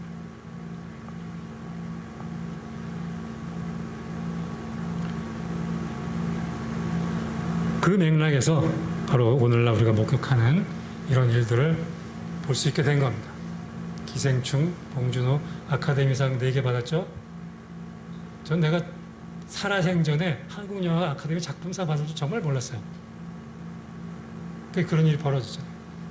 오징어 게임. 요 친구가 이제 황동혁 오징어 게임 연출한 그 PD인데 제가 저 학부에서 조교할 때 언론정보학과 조교할 때 학부생이었어요. 공부 안 하고 맨날 영화나 보러 다니면서 성적 무지하게 나빴던 놈입니다. 근데 결국은 이렇게 되더라고요. 요 오른쪽에 요거는 여러분 BTS의 팬 그 그룹 이름이 뭔지 아세요? 아미. 이 친구들 정말 놀라운 친구들이죠.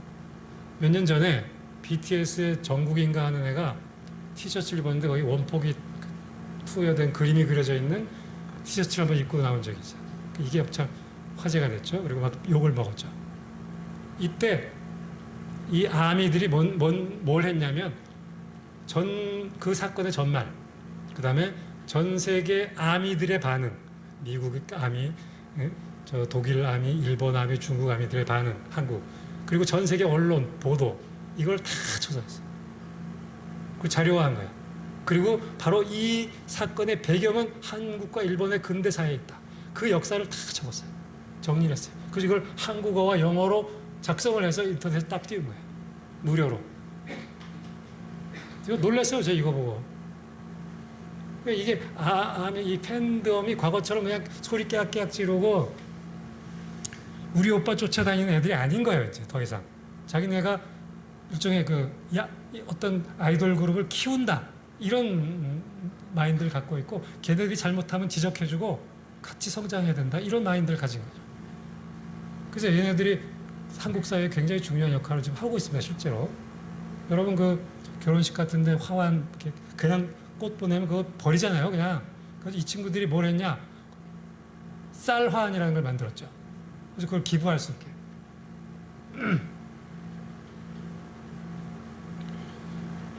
대단한 친구들입니다. 그리고 바로 이런 것이 한국 사회의 새로운 어떤 그 동력, 에너지가 되고 있지 않은가 생각을 합니다. 그리고 바로 BTS. 자세히 보세요. BTS가 8명인 거 모르셨죠? 네. 여기 접니다. 얘네들 머리 색깔이 나랑 똑같아요. 전혀 위화감이 없잖아요. 이 한국대중음악상 시상식에서 상을 주는데 원래 이 메이저 회사의 이 아이돌들은 이 조그만 시상식이고 하고 그러니까 안 와요. 근데 왔어요. 7명 전원이. 그리고 굉장히 정중한 그 수상 소감을 얘기했죠. 이게 나중에 이제 요 사진을 제가 올리면서 BTS가 8명이죠. 나 이렇게 올렸더니 이 전 세계 아미들한테 영어로 번역이 돼서 이 사진이 돌았어요.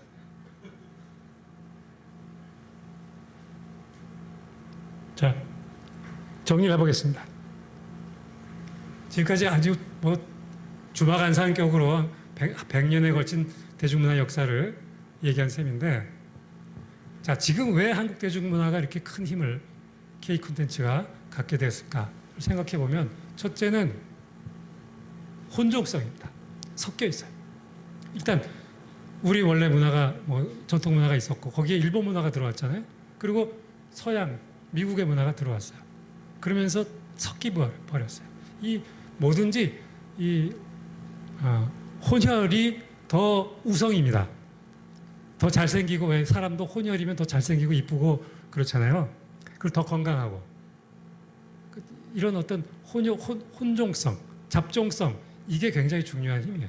그래서 지금 우리나라는 공간적인 그 혼종성도 있고, 그렇다면 미국 거, 일본 거, 한국 거가 다 섞여 있다라는 점이 있고, 또 하나는 시간적 혼종성이에요. 옛날 거, 그 다음에 우리 워낙 빨리 사회적 변화를 겪었기 때문에 전근대적인 거, 근대적인 거, 탈근대적인 게 다 한꺼번에 있는 거예요. 시간적 혼종성에서 어떤 겨울연가 같은 드라마는 지금 우리가 보기에 굉장히 촌스럽지만 어떤 사람들한테는 굉장히 옛날의 향수를 일으키고 또 어떤 사람들한테 굉장히 새로운 걸로 받아들여져요. 바로 이런 게 굉장히 중요한 힘입니다. 거기에 또 하나 중요한 건 이 60년대, 70년대, 80년대 군사정권 기간을 겪으면서 많은 저항적인 문화가 만들어졌고 거기서 새로운 인적 자원이 형성됐어요. 지금 나보고 너 한류의 원인을 하나만 골라. 그러면 내가 뭐라고 얘기할 것 같아요? 민주화. 민주화되지 않았다고 생각해 보세요. 봉준호 영화 못했어요. 기생충이라는 영화 절대로 못 나옵니다.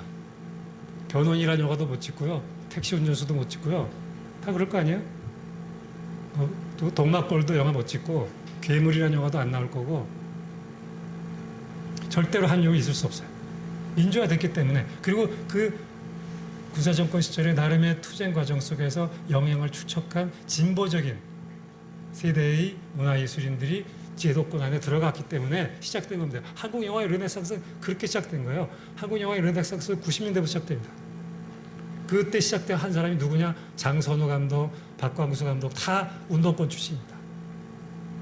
그리고 그 밑에 조감독 했던 사람들이 이창동 무슨 이 사람들이 그 조감독이었던 거예요. 바로 그런 그래서 또한 민주화 됐기 때문에 표현의 자유가 확보됐죠. 그래서 지금 보수적인 정부 시절에는 아무래도 움츠러들지만 옛날처럼 아예 잘라버리고 싹을 밟을 수는 없어요. 박근혜 정부 시절에 변호인이라는 영화 만들었잖아요. 물론 그러고 나서 고생을 좀 했죠. 그 영화사가 세무조사 받고. 그래서 할 수 없이 영화 또 만들었죠. 인천 상륙작전. 그걸 면피했어요. 뭐 그런 일은 있지만 옛날처럼 싹을 자르지 못하는 거죠. 그 대신 어떻게 하느냐? 계속 고소고발하고 피곤하게 만들어요. 지원금 끊고 블랙리스트 만들어서 지원금 끊고 이런 짓을 하죠. 그 다음에 한국의 IT 기술, 이게 굉장히 중요합니다. 기술 인프라, IT 인프라가 전 세계에서 제일 잘 깔려있기 때문에 이런 것들이 굉장히 빠르게 만들어지고 확산되고 그런 바로 그 힘으로 K-팝, 강남스타일이 나왔고 BTS가 나왔고 K-팝 한류가 나올 수 있었던 겁니다. 그 외에 이제 앞으로도 다양한 문제들이 있지만 이건 나중에 또 있을 때 말씀드리기로 하고요. 얘네는 아까 이제 BTS를 보여드렸지만 BTS 같은 그런 애들만 있는 건 아니죠. 소위 인디 밴드, 아무도 듣지 않는 음악을 하고 있는 친구들도 독립 영화, 아무도 보지 않는 영화 찍고 있는 사람들이 지금 많이 있습니다. 그 중에 요 맨 왼쪽에 있는 애가 제 아들입니다. 로큰롤 라디오라는 인디 밴드를 벌써 10년째 하고 있는데 지금 나이가 37인데 아직 결혼은 물론 안 했고 아직도 집에서 내 용돈 받고 있고요. 알바 뛰고 있습니다. 특히 지난 3년간 코로나 때문에 공연도 못하고 축제도 못하고 아무것도 없었잖아요. 3년 내내 알바만 뛰었어요. 그러다 보니까 소득 수준이 올라갔어요. 음악할 때보다. 요즘도 그러니까 그 루틴에서 또 벗어나기가 쉽지 않아요. 다시 음악 해야 되는데. 조금씩 다시 시작하고 있습니다. 로큰롤 라디오 기억해 주시기 바랍니다. 얘네들을 찍은 다큐멘터리 영화도 있습니다. 불빛 아래서라는. 그래서 저는 이 한국 대중문화가 앞으로 끊임없이 좀 더 창조적인 활력을 갖기 위해서 그 한류가 지속되기 위해서는 마이너리그가 살아야 돼요. 유럽의 프로축구가 센 이유는 마이너리그가 있기 때문이고 마이너리그가 잘 되기 때문입니다. 근데 우리나라는 모든 면에서 마이너리그가 없어요. 승자 독식 사회잖아요. 정치, 경제, 문화 모든 면에서 마이너리그가 없어요. 이걸 키우는 게 중요한 과제가 될 거라고 생각합니다. 그리고 그러기 위해서는 여러분들이 이를테면 음악, 텔레비에 나오는 음악 말고도 좋은 음악이 많다는 걸 알아야 되고 의식적으로 찾아서 들어야 돼요. 그리고 돈 주고 사야 돼요. 키워줘야 됩니다. 제가 아까 말한 한국대중음악상 홈페이지 치시면 거기 위키도 있고 들어가 보면 옛날 그 20년간 수상자 리스트가 쫙 떠 있어요. 그거 한번 찾아서 들어보세요. 좋은 음악 많습니다. 얘네들이 로컬 라디오가 2014년에 신인상을 받았습니다. 그때 제가 이제 위원장인데 위원장 아들이 있는 밴드가 신인상을 받으니까 굉장히 걱정했어요. 이거 스캔들 되는 거 아닌가 걱정해서 일부러 기자회견할 때 기자한테 그걸 질문해 달라고 요구를 했어요. 그래서 내가 얘기를 했죠. 그래서 사실 이런 관계고 나는 그래서 이번 투표에서 빠진다. 그런데 아무도 신경 안 쓰더라고. 근데 얘 그렇게 상까지 받았지만 지금도 알바 뛰면서 살고 있는 거죠. 자, 아무튼 그래서 그런 어떤 적극적인 대중의 수용 태도, 적극적으로 내가 찾아서 소비하는 것, 나의 이유로 뭐 음악을 듣고 나의 이유로 뭔가를 사고 나의 이유로 뭔가를 즐기고 그래야 되는 거 아니에요. 그죠? 나의 이유를 줄이면 뭐가 되죠? 그게 바로 자유가 되는 겁니다. 자유란 나의 이유예요. 남의 이유가 아니고 나의 이유로 듣고 나의 이유로 즐기고 나의 이유로 보는 거예요. 그렇게 자유로운 문화적 주체가 되시기 바랍니다. 고맙습니다.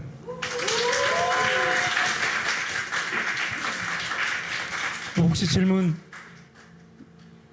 있으신가요? 너무 완벽한 강의여서 질문은 없는 걸로. 네.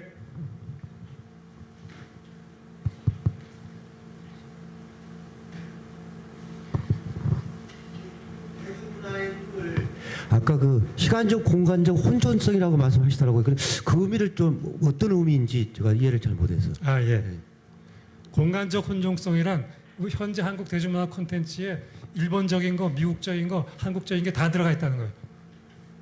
다양한 문화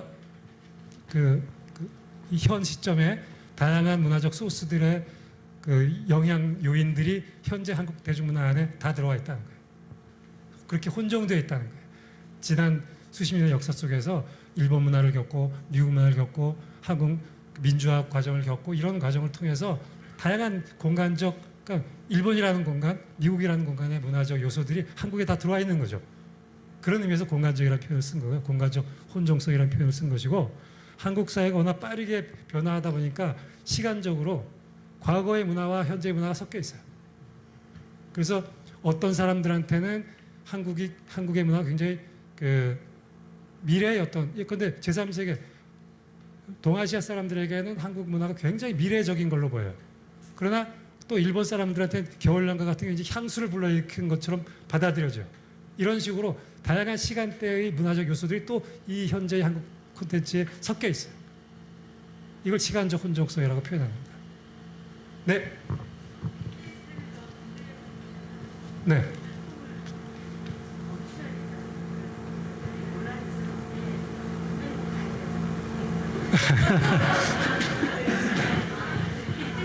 그게 참 저는 그렇게 생각해요. 빨리 이제 모병제로 바뀌어야죠. 무엇보다도. 근데 지금 현재 징병제 속에서 나는 어떤 사람에게 상으로, 근데 스포츠에서 금메달 따면 면제해주고, 난 이건 문제 있다고 봐요. 군 면제가 상이잖아요. 그 우리나라에서 왜 얼마 전에 이윤찬, 조성진 이런 피아노 콩쿠르에서 우승하고 막 그러죠. 왜 그런 줄 아세요? 물론 잘하죠. 걔네들 뛰어나지만 그런 데에는 여자아이들은 출전을 안 합니다. 그게 군 면제 혜택이 있어요. 그래서 만약에 여자애가 가서 우승하면 엄청나게 욕을 먹게 돼 있어요. 왜? 면제 받았죠? 그러니까 BTS도 그래야 된다는 얘기했지만 이거는 객관적 기준을 만들기가 너무 어렵잖아요. 그러니까 무슨 월드컵 4강 이상 이런 식으로 기준을 만드는 건데 이거는 기준을 만들기가 너무 어렵잖아요. 빌보드에서 1등을 몇 번 해야 돼 이런 기준을 만들 수도 없고.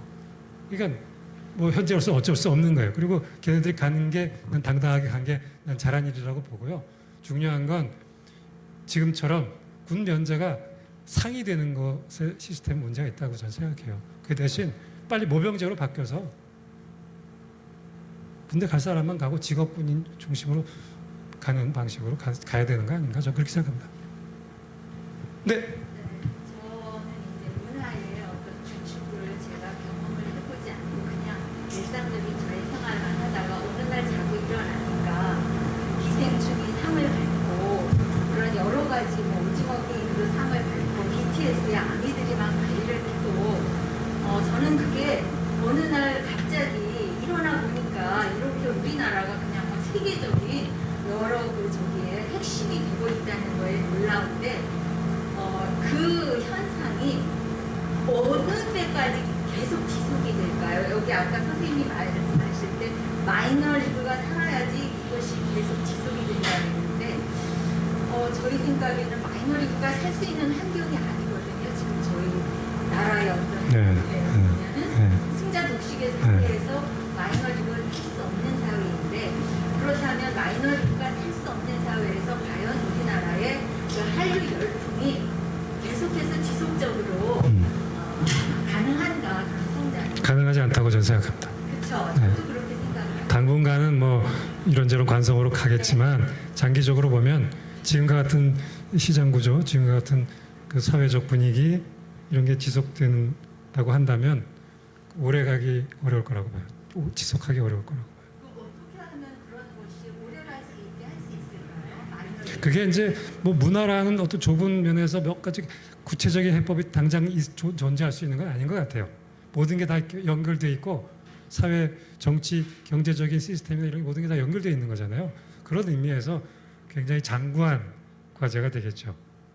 저는 그게 낙관적이지 않습니다. 현재로서는. 특히 요즘 같은 분위기에서 그 윤석열 정권이 탄생하고 특히 젊은 세대에 의해서 이런 것이 굉장히 저한테 불길하게 다가와요. 저도 굉장히 아쉬워요. 어느 날 일어나서 보니까 우리나라가 완전히 한류에서 외국에서 그거는 민주화의 힘이었어요. 근데 이게 과연 얼마나 지속 가능할까? 이건 앞으로 그 민주화의 동력이 얼마나 확대 재생산되고 발전적으로 지속 가능한가에 달려 있죠. 그게 그렇게 낙관적으로 보이지 않는다는 생각을 합니다. 그러나 아까 말씀드린 대로 각자의 대중이 정말로 문화적 주체로서 나의 이유를 갖고 문화를 선택하고 적극적으로 소비하는 그런 태도를 갖는다면 불가능하지 않을 거라고 봐요. 원래 기본적으로 문화는, 특히 대중문화는 세대 간의 전쟁터예요. 어느 시대, 어느 사회에서나 마찬가지입니다. 지금도 그렇죠. 물론 시장의 주류는 여전히 이제 10대 위주의 젊은 그 아이돌이나 이런 친구들이 갖고 있지만, 지금 또 한편으로는 요즘 뭐 트로트 열풍도 있고, 언제 이런 게 그 시장 속에서 새로운 양상의 어떤, 나쁘게 말하면 갈등이지만 그런 것들이 벌어질지는 사실 알 수 없는 거죠. 그리고 아까 말씀드린 대로 각자가 소극적인 문화의 소비 대중이 아니라 문화적 주체가 될 수 있다면 나는 그 자체가 굉장히 문화의 다양성을 만들어내는 물질적 기반을 이룰 수 있을 거라고 생각해요. 토대를. 그게 굉장히 중요합니다. 각자가 문화의 주체가 되는 것. 자유로운 문화의 주체가 되는 것. 그게 궁극적인 목표, 새로운 어떤 문화 운동의 목표가 된다고 생각해요. 자, 고맙습니다.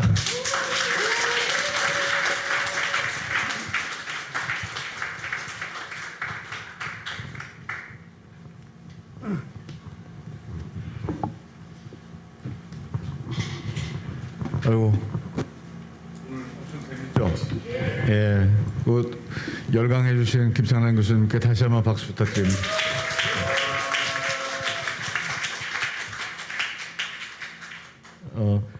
다음 달 강좌는 4월 15일 날 토요일 날 강화도 역사기행을 합니다. 그래서 예고된 대로 이제 한민복 시인하고 이제 같이 시와 인생이라는 주제로 이제 얘기를 듣는 시간이 있는데요. 아침에 속천역에서 출발해서 저녁 때 석천역으로 들어오는 코스입니다. 그래서 자세한 내용은 이제 우리 그 단톡방에 올려드리겠습니다. 그래서 그날은 아침 8시에 출발할 예정인데요. 정확하게 오셔야 됩니다. 오늘처럼 7시에 시작인데 아까도 보니까 7시에 그래서 일부러 5분 늦게 했는데 10분에 오시고 15분에 오시고 이제 이러셔가지고, 근데 그때는 버스를 타고 가기 때문에 늦게 오시면 버스를 못 타십니다. 네. 그리고 저 뒤에 송파 평화의 소녀상 시민 모임하고 위례 시민 있는데, 그다음에 송파 기후 행동이 있습니다. 요새 그 기후 문제가 심각해서. 그래서 그 단체들에 대한 안내 자료가 있고 회원 가입 양식이 있습니다. 그래서 다 아시다시피 시민들 스스로가 지금 뜻을 모아서 스스로 하는 일들이니까 관심이 있으신 분들은 저 자료 챙겨가시고요. 또 주변에 나눠주시고, 가입을 해서 지금 그 서류를 내고 싶은 분은 지금 가입을 해서 저 뒤에 계신 분한테 내주시면 고맙겠습니다. 예, 오늘 모두 만나서 반가웠고요. 예, 다음 달에 또 뵙겠습니다. 고맙습니다.